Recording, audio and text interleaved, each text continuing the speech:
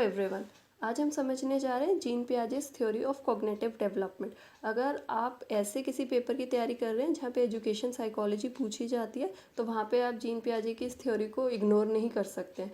साथ ही साथ अगर आप सीटेट की तैयारी कर रहे हैं तो सीटेट पॉइंट ऑफ व्यू से भी ये एक बहुत इंपॉर्टेंट थ्योरी है, क्योंकि प्रीवियस ईयर में बहुत से क्वेश्चन इस थ्योरी से रिलेटेड देखे गए हैं।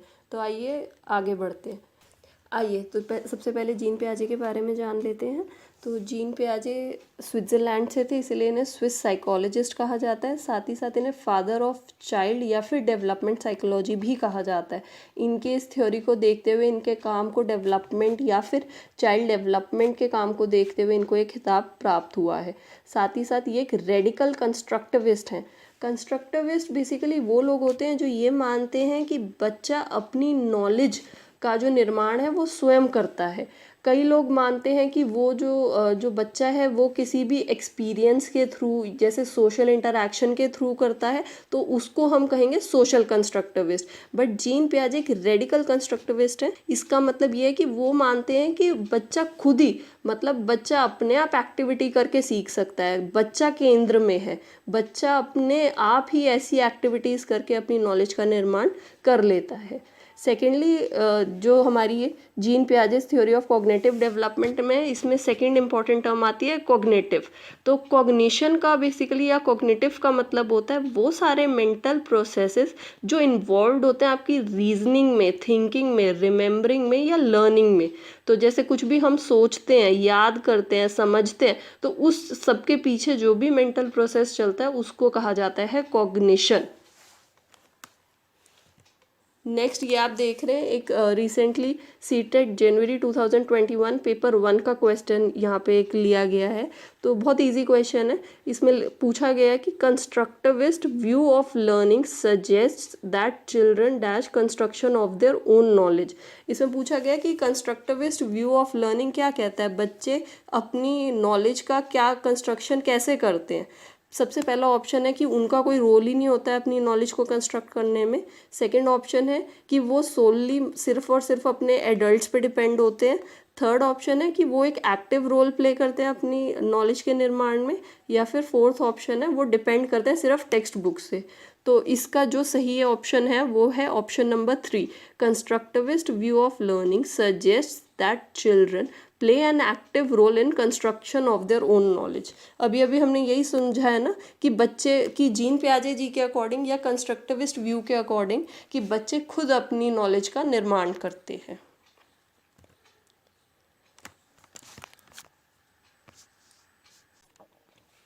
नेक्स्ट है फैक्टर्स इन्फ्लुएंसिंग कॉग्निटिव डेवलपमेंट। ऐसे कौन कौन से फैक्टर्स हैं जो इन्फ्लुएंस करते हैं हमारी कॉग्निटिव डेवलपमेंट को।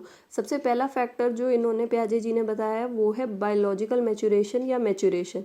इसका मतलब ये है, पियाजे कहते हैं कि ऐसा नहीं है कि अगर आप कोई भी ऐसी एक्टिविटी जो एक क्लास 10th का बच्चा करके सीखता है उसको क्लास 1st के बच्चे को दे दोगे तो वो चीज़ सीख जाएगा, ऐसा नहीं है।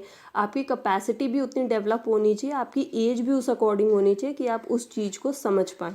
तो सबसे पहला इंपॉर्टेंट फैक्टर तो एज है कि आपकी बायोलॉजिकल मैच्योरेशन, मतलब आपकी एज उतनी होनी चाहिए, आपकी कैपेसिटी समझने की उतनी होनी चाहिए। सेकेंडली, जैसे हमने डिस्कस करा एक्टिविटी, इन्होंने अपनी थ्योरी में बच्चों को लिटिल साइंटिस्ट कहा है, क्योंकि बच्चे जो होते हैं अपने आप ही मतलब सारी नॉलेज की कंस्ट्रक्शन इस तरीके से करते हैं क्योंकि वो इच्छुक होते हैं देखने के लिए। जैसे सपोज अगर एक पेन है तो अगर आप एक पेन छोटे बच्चे को दोगे तो वो तभी उसको खोल के देखेगा कि उसके अंदर क्या क्या है या वो कैसे चलता है। आप इवन तो अगर आप कोई टॉय भी दोगे तो भी वो यही करेगा, वो उसको पहले खोल के देखेगा अगर उसमें से आवाज़ आ रही है कि आवाज़ आ कहाँ से रही है। तो इन्होंने अपनी जो थ्योरी है उसमें बच्चों को लिटिल साइंटिस्ट बुलाया है और कहा है कि ऐसा नहीं है कि बच्चे आपसे कम सोचते हैं या बच्चे कुछ सोचते ही नहीं है।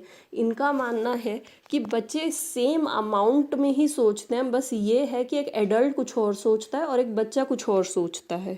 सपोज़ अगर आप 10 चीज़ें सोचते हैं तो बच्चा भी 10 चीज़ें सोचता है, बट आप क्या सोच रहे हैं वो अलग है और जो एक बच्चा सोच रहा है वो चीज़ें अलग है। सपोज़ आपके लिए एक इम्पॉर्टेंट चीज़ ये है कि आपका सीटेट का पेपर कैसे निकलेगा, आप ये सोचते हैं, बट एक बच्चा ये सोचता है कि आज मम्मी मुझे खेलने जाने देगी या नहीं देगी। आप 10 चीज़ें सोच रहे हैं तो बच्चा भी 10 चीज़ें सोच रहा है। सेम अमाउंट ऑफ थिंकिंग है, बट क्वालिटी ऑफ थिंकिंग, मतलब वो क्या सोच रहे हैं और आप क्या सोच रहे हैं, सिर्फ उसमें फ़र्क आता है। थर्ड फैक्टर है हमारा सोशल एक्सपीरियंसेस। पियाजे ने सोशल एक्सपीरियंस को बहुत ज़्यादा कोई इम्पोर्टेंस नहीं दी है, बट एक फैक्टर माना है। ये माना है कि सोशल एक्सपीरियंस जो है बच्चे की कॉग्निटिव डेवलपमेंट को इन्फ्लुएंस करते हैं, बट बहुत ज़्यादा इम्पोर्टेंस नहीं दी गई है। फोर्थ हमारा फैक्टर आता है इक्विलिब्रेशन। इक्विलिब्रेशन समझने से पहले कुछ टर्म्स हैं जो हमें समझनी पड़ेंगी इक्विलिब्रेशन समझने के लिए।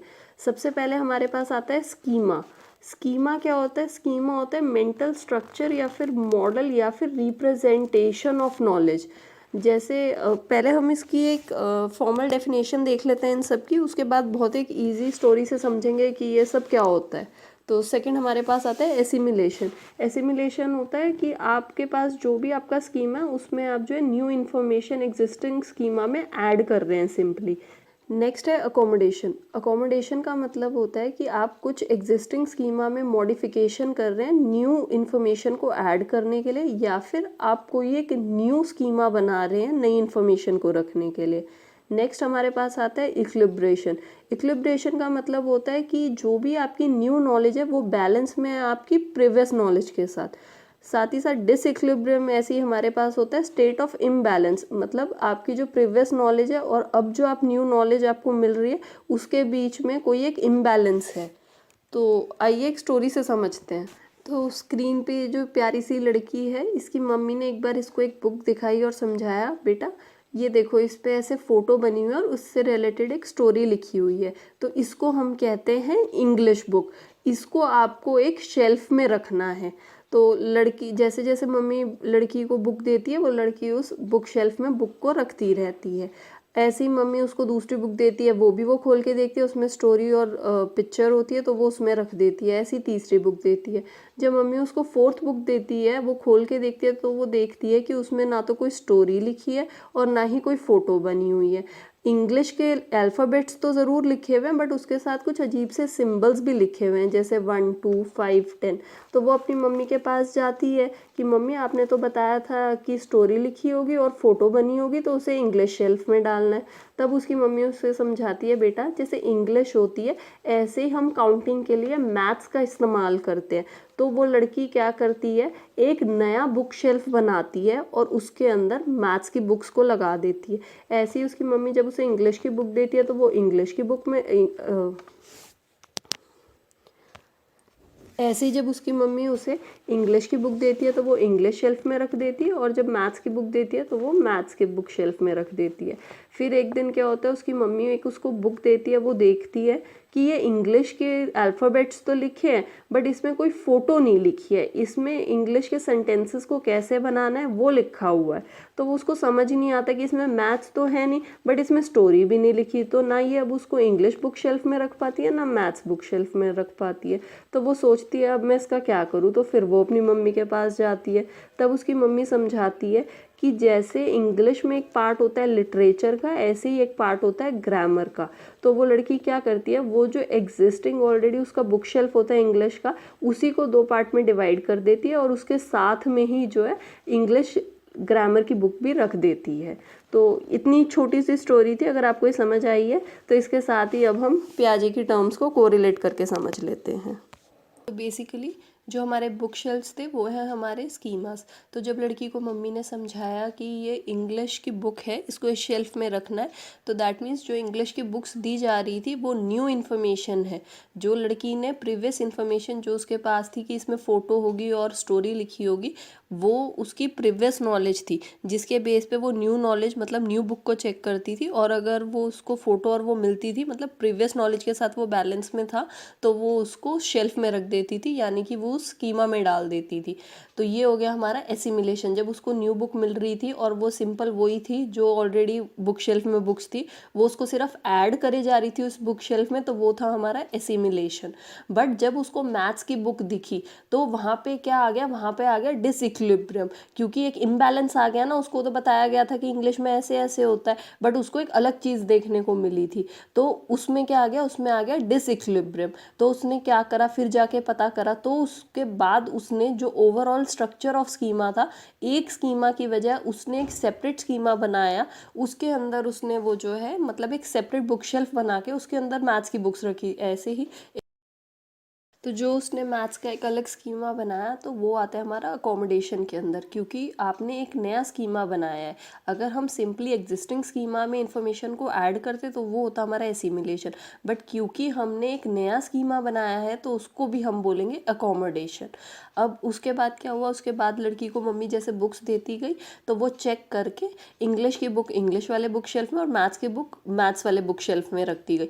तो अगर तो उसको इंग्लिश की बुक मिलती, वो इंग्लिश के बुक शेल्फ में रख देती, तो वहाँ पे क्या था, वहाँ पे था इक्विलिब्रेशन, क्योंकि उसको पता था कि इसके अंदर स्टोरी है और इसके अंदर फ़ोटो बनी हुई है, तो ये मुझे उसमें रखनी है। तो वो बैलेंस था उन दोनों के बीच में। और अब उसको मैथ्स का भी पता चल गया था, तो अगर उसको कोई मैथ्स की बुक मिलती थी तो भी वो बैलेंस में आ गई थी, तो वो उसको मैथ्स बुक शेल्फ में रखती थी। अब ऐसे ही इसके साथ थर्ड पॉइंट हमारा आता है कि जब उसको इंग्लिश ग्रामर की बुक मिली तो क्या हुआ, फिर से उसमें डिसइक्विलिब्रियम आ गया है ना।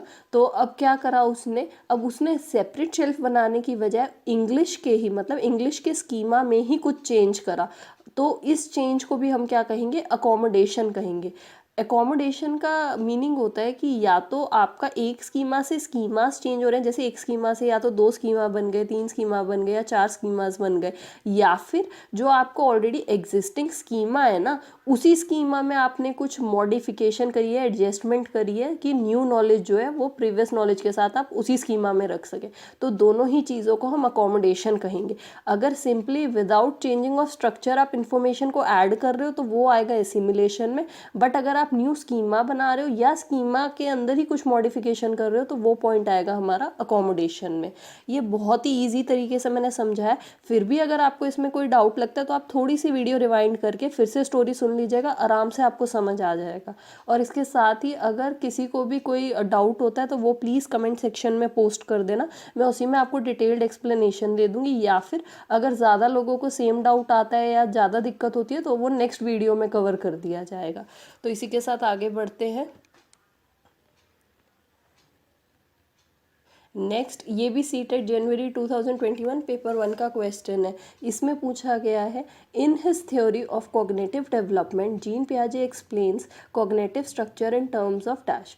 तो फर्स्ट ऑप्शन है साइकोलॉजिकल टूल्स, सेकंड ऑप्शन है stimulus response association, third option है zone of proximal development, fourth option है स्कीमास। तो अभी तक जितना हमने पढ़ा है उसके अकॉर्डिंग ऐसा तो हमने कहीं नहीं पढ़ा है साइकोलॉजिकल टूल्स या फिर स्टिमुलस रिस्पॉन्स एसोसिएशन या zone of proximal development.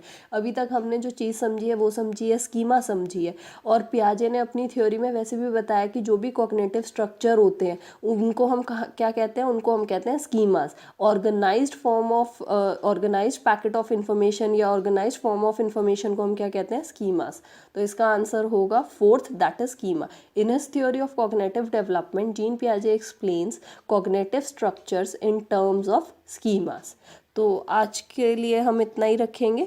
Next video में हम समझेंगे स्टेजेस ऑफ डेवलपमेंट। अगर तो किसी को भी दिक्कत आती है एज बाइफिकेशन करके याद करने में या फिर सीक्वेंस याद करने में तो नेक्स्ट वीडियो प्लीज़ चेकआउट करिएगा। बहुत इजी निमोनिक के साथ आपको समझाया जाएगा कि कैसे एज आपको ध्यान में रखनी है और कैसे जो है आपको स्टेजेस ध्यान में रखनी है। तो और बाकी अगर आपको वीडियो पसंद आई हो तो प्लीज़ चैनल को सब्सक्राइब कर लीजिए और वीडियो को लाइक कर दीजिएगा। Thanks for watching.